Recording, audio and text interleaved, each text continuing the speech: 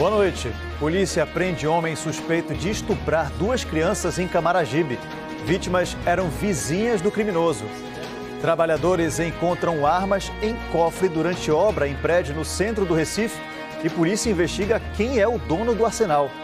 Espaço de acolhimento e cuidado de pessoas trans e travestis do Hospital das Clínicas completa 1 década de atuação. Com o estoque em baixa, Hemop faz campanha para doação de sangue durante os feriados de Corpus Christi e São João. E como fica a previsão do tempo para esse feriadão na região metropolitana e no interior? A PAC diz que vem chuva por aí. Lembrando que agora o NE2 está no Instagram. Segue a gente no @ne2.globo. Tem muitas notícias e também bastidores.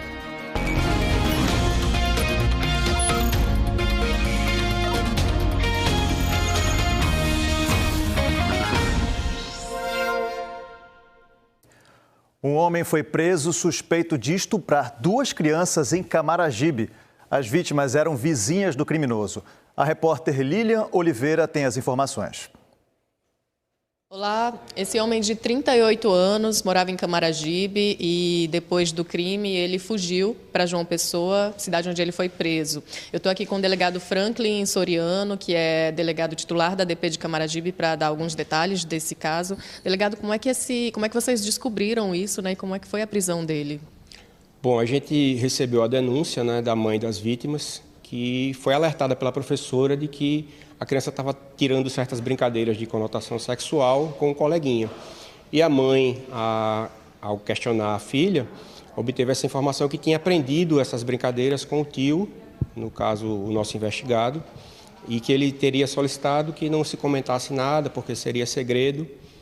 E como sempre brincavam mais 2 crianças, essa mãe alertou a outra mãe, né, que também conseguiu confirmar com a criança, com a filha dela no caso, que é a segunda vítima, a realização dessas brincadeiras.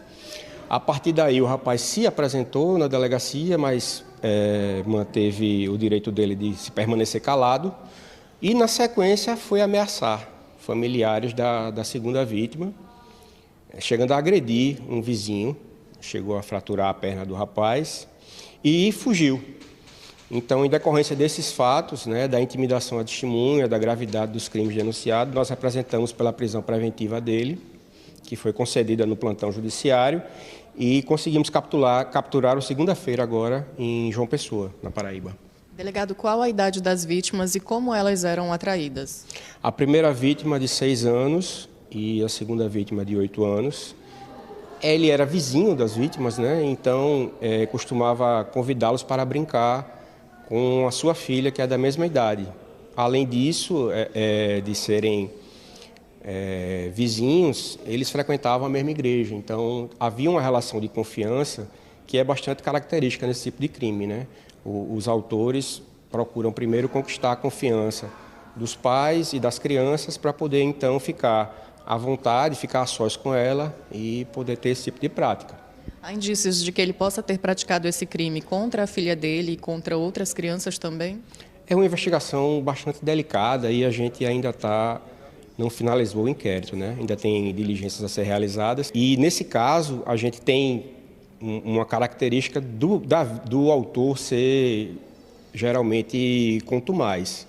Mas a gente não pode afirmar nem excluir essa possibilidade. Delegado, muito obrigada pela participação, pelas informações. Lembrando que é um homem de 38 anos que mora em Camaragibe e acabou fugindo para João Pessoa, onde essa prisão aconteceu. A gente volta ao estúdio.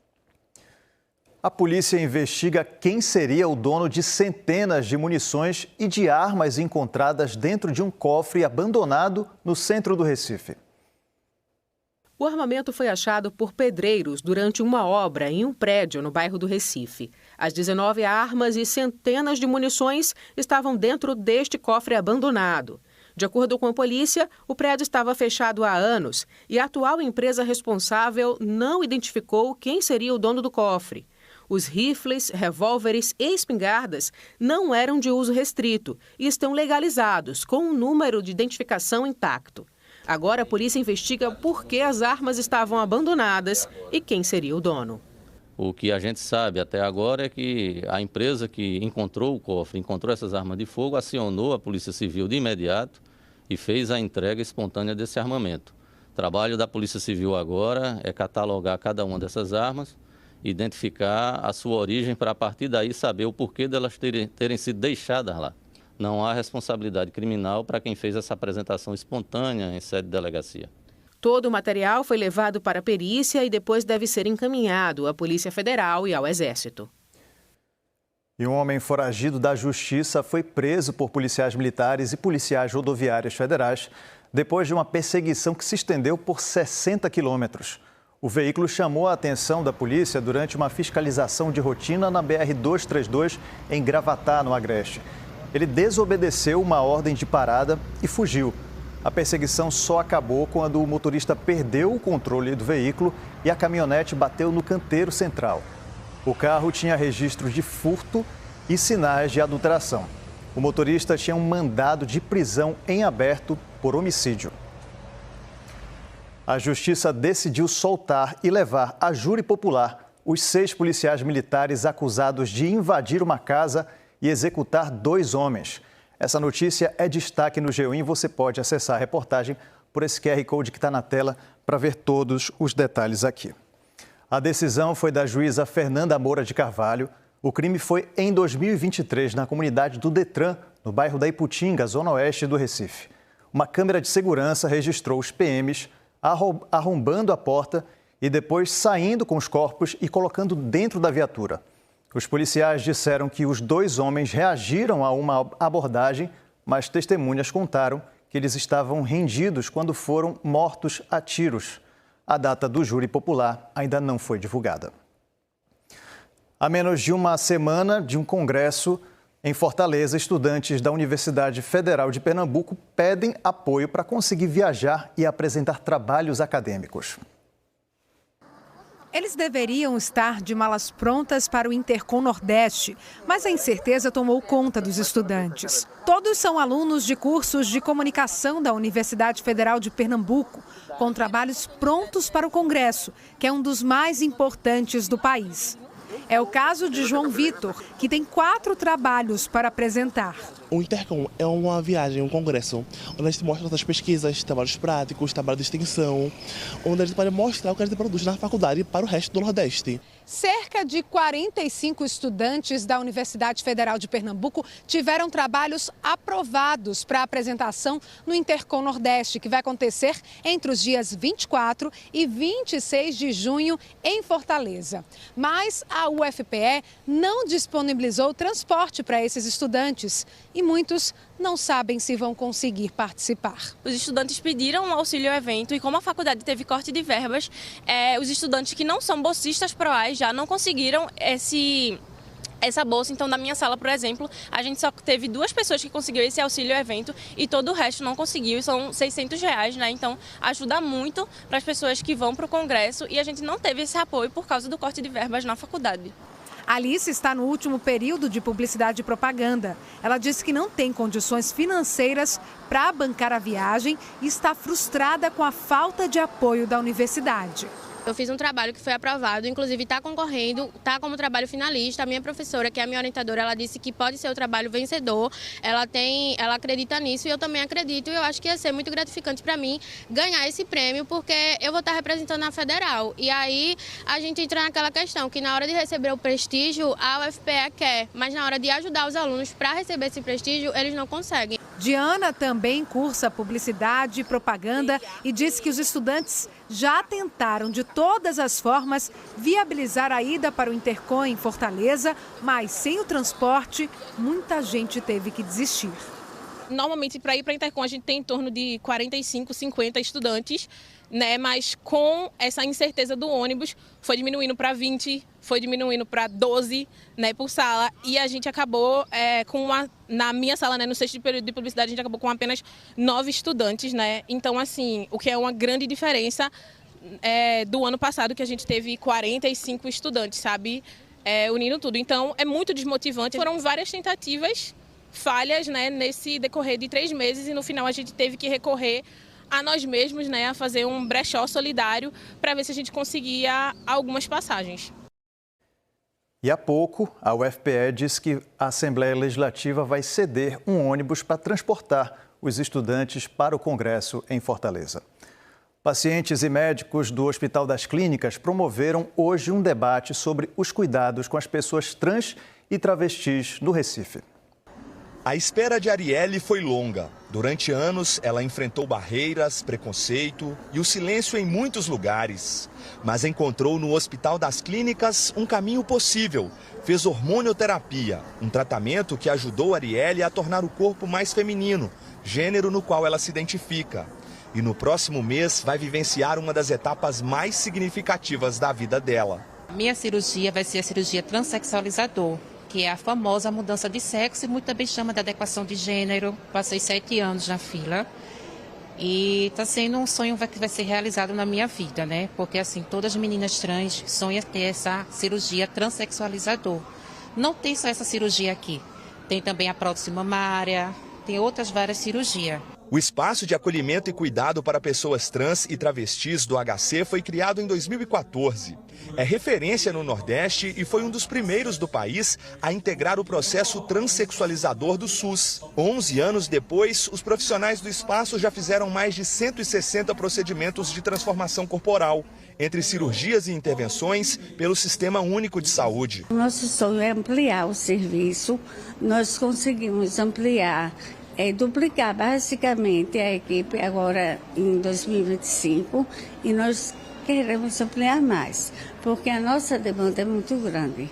Nós temos uma fila de espera de 1.200 pessoas. A equipe reúne profissionais de enfermagem, medicina, psicologia e serviço social. O espaço oferece acompanhamento em saúde mental, atendimento clínico e procedimentos cirúrgicos. Para celebrar a trajetória, o HC promoveu um evento que debateu os desafios no cuidado integral à população trans, uma troca de conhecimento que transforma.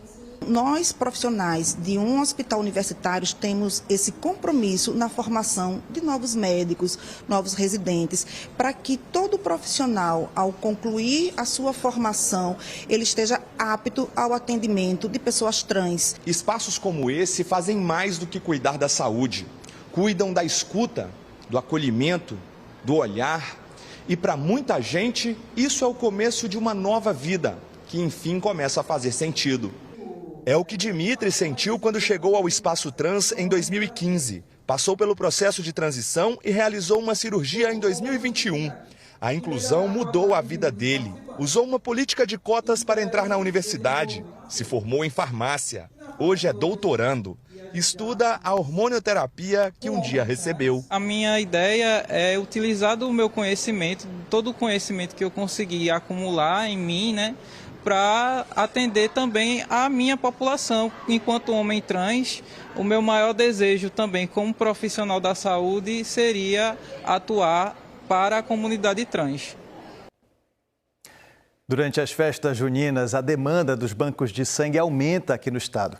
Para incentivar a solidariedade, o Hemop está recebendo os doadores com forró e quadrilha. Em época de São João, qualquer lugar pode virar um arraial. E o Hemop entrou no ritmo do forró para animar doadores de sangue e incentivar o ato solidário. Os cantores César Amaral e Monique Carvalho cantaram com um trio Candeeiro do Mato. A cada segundo tem uma pessoa que está precisando do seu sangue. Então, esse tempinho que eu estou doando não é nada perto da validade, como é valioso o seu sangue você está doando aqui para o Hemop.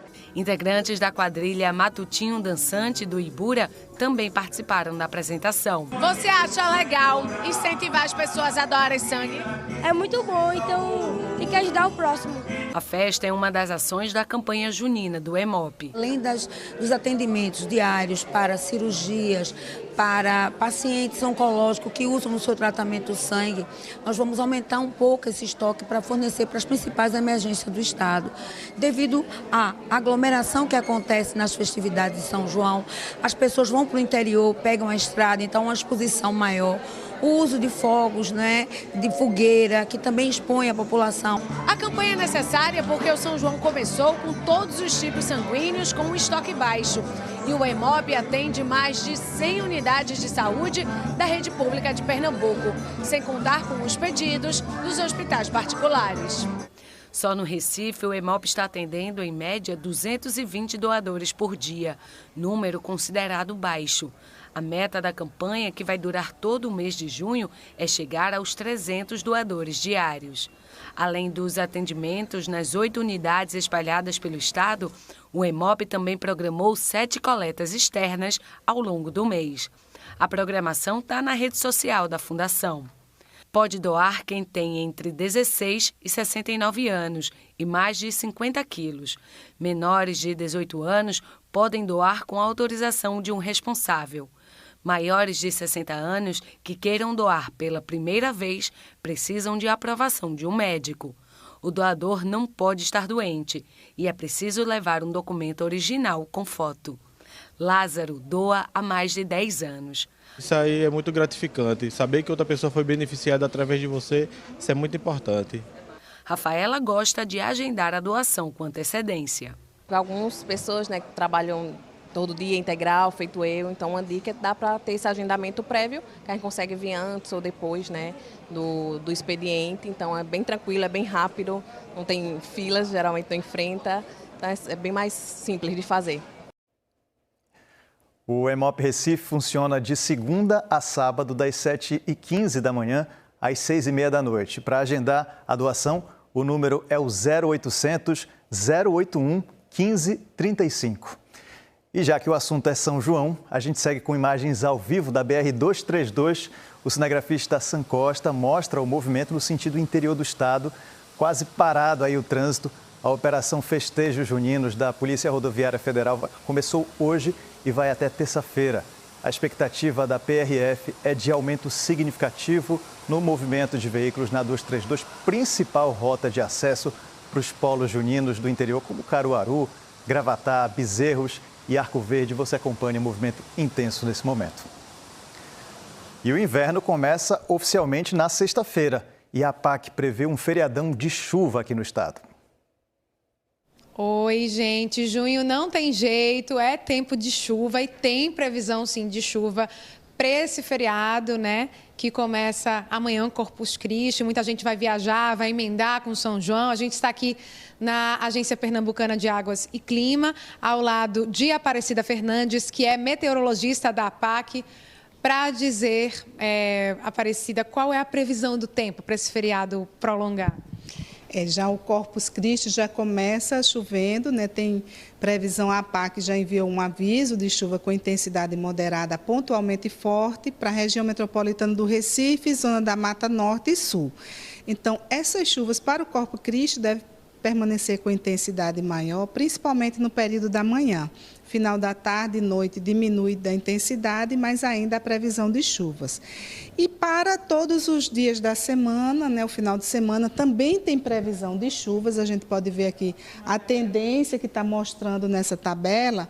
Para sábado, permanece chuva com intensidade moderada ainda na região metropolitana e na Mata Sul.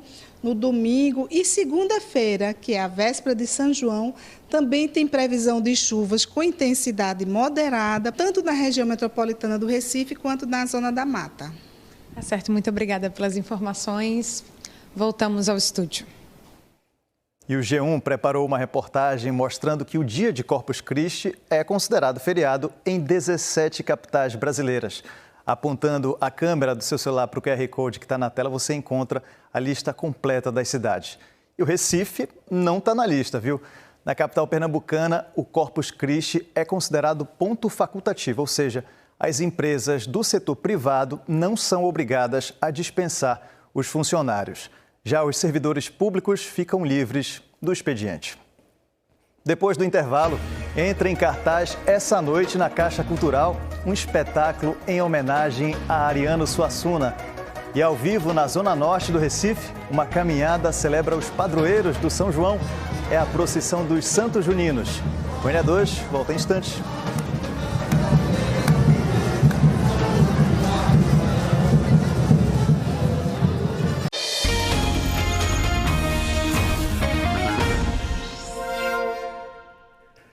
Até o fim do mês, a Caixa Cultural do Recife apresenta um espetáculo inspirado no universo literário de um dos maiores escritores brasileiros que a gente conhece muito bem. Ivan Duarte traz os detalhes ao vivo. Oi, Ivan, boa noite para você.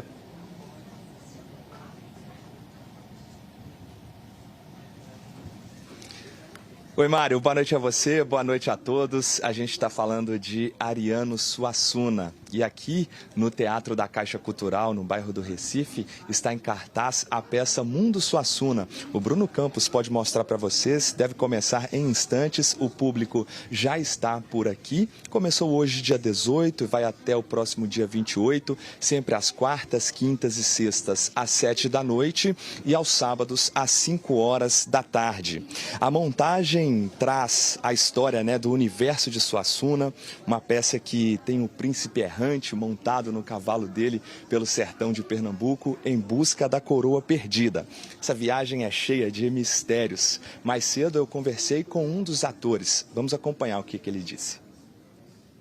Ele dividiu os personagens no profeta, o poeta e o palhaço. Eu faço o palhaço, mas na verdade é um palhaço que se desdobra em vários personagens. Com a comunicação do palhaço, que o Ariano valorizava muito, faz essa comunicação, essa ponte direta com a criança. É muito fácil, é muito divertido, é a linguagem do circo que agrada não só a criança, mas também o adulto, a pessoa com mais idade. Todo mundo é bem-vindo aqui.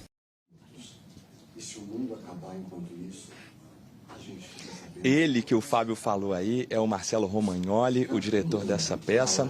Pessoal, os ingressos custam a entrada inteira a partir de R$10, R$10 na verdade, E a meia entrada R$5 para o público que já é previsto em lei e também para o público que já faz parte, é cliente da Caixa, Então, esse valor aí pode ser encontrado o ingresso pelo site que aparece na tela. Mário. Imperdível. Obrigado, Ivan. E a tradicional procissão dos Santos Juninos saiu há pouco do Morro da Conceição, no Recife. Quem acompanha ao vivo é Diogo Franco. Oi, Diogo, boa noite. Oi, Mário, boa noite para você, boa noite para todo mundo que está assistindo ao NE2.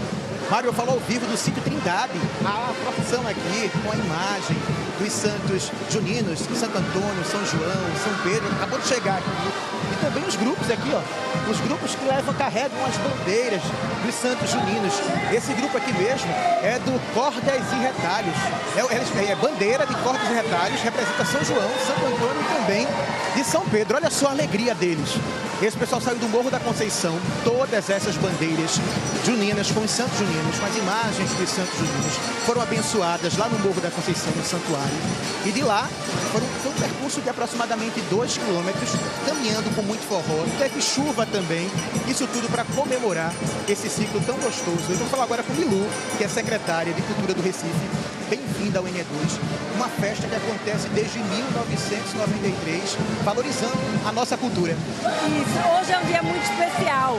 A gente sai da igreja, sai do Morro da Conceição, celebrando os 3 santos desse ciclo junino, São João, São Pedro e Santo Antônio, passa pelas ruas do Recife, recebemos as bênçãos de São Pedro no caminho e a gente vem celebrar isso tudo, essa tradição. Então, a gestão do prefeito faz questão da gente celebrar sempre a tradição na nossa festa, no nosso sítio, e é disso que é feito o São João do Recife. Então, Milu, muito obrigado pela sua entrevista. Um bom São João, São Pedro para você. Deixa eu pedir aqui para Nido Machado para a gente tentar mostrar ali o andor, porque o andor, onde vai ficar ali, o andor que está com as imagens dos Santos Juninos, vai permanecer aqui no sítio Trindade até o dia 29 de junho. Isso tudo porque é para homenagear eles e também pedir proteção para uma festa junina de muita paz. Mário Carvalho. Obrigado, Diogo, pelas informações. E em Jaboatão, um festival de milho movimenta a agricultura familiar. A Praça do Rosário, em Jaboatão Centro, ficou repleta de milho, produzido em 13 engenhos da área rural do município. No palco, um trio pé de serra anima os visitantes. Todo o milho trazido para cá é fruto da agricultura familiar.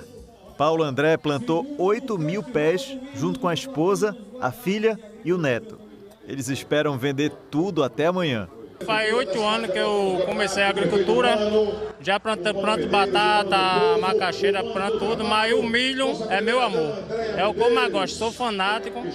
Eu cultivo esse milho, é o milho tradicional que a gente cultiva sempre no São João. E também tem esse milho roxo aí, ó, que é o milho crioulo, que é o milho do nosso antepassado, né? E é uma coisa que eu gosto. Por aqui, a mão com 50 espigas custa a partir de R$ 40 se o milho for pequeno. Quando o milho é grande, custa a partir de R$ 45. O segundo Festival de Milho de Jaboatão também tem espaço dedicado aos pratos típicos. A gente está vendendo comida de milho, bolo de milho, bolo de macaxeira, bolo pé de moleque, canjica, pamonha, mingau de milho com camarão, bolo na folha, que é pamonha no forno. Para quem prefere colocar a mão na massa, o Sebrae está no local ensinando como fazer cada prato. Cerca de 400 produtores rurais passaram por capacitação para participar do festival. A expectativa da Prefeitura de Jaboatão é de que 25 mil espigas de milho sejam vendidas nos 2 dias de programação. Em parceria com o Sebrae, a gente faz a capacitação deles, desde o beneficiamento, elaboração de novos produtos. Eles são capacitados junto ao Instituto César Santos também, que é um parceiro do programa. Então hoje aqui a gente traz para a população de Jaboatão e para o entorno a realidade da nossa zona rural. Amanhã também, a partir das 13 horas, vai até às 19. Então quem quiser comprar milho, quem quiser comer algum produto de milho nesse período que é tão tradicional nosso, que é o período junino. A gente está com o segundo Festival de Milho aqui de Jaboatão. Milho que é a base das receitas de São João, né? E hoje teve café junino na redação do NE2. Vai lá no nosso Instagram, o @ne2.globo, e confere a postagem que a gente fez. Tem parte da nossa equipe e muita comida de milho. @ne2.globo. Nós ficamos por aqui. Para você, boa noite. Até amanhã.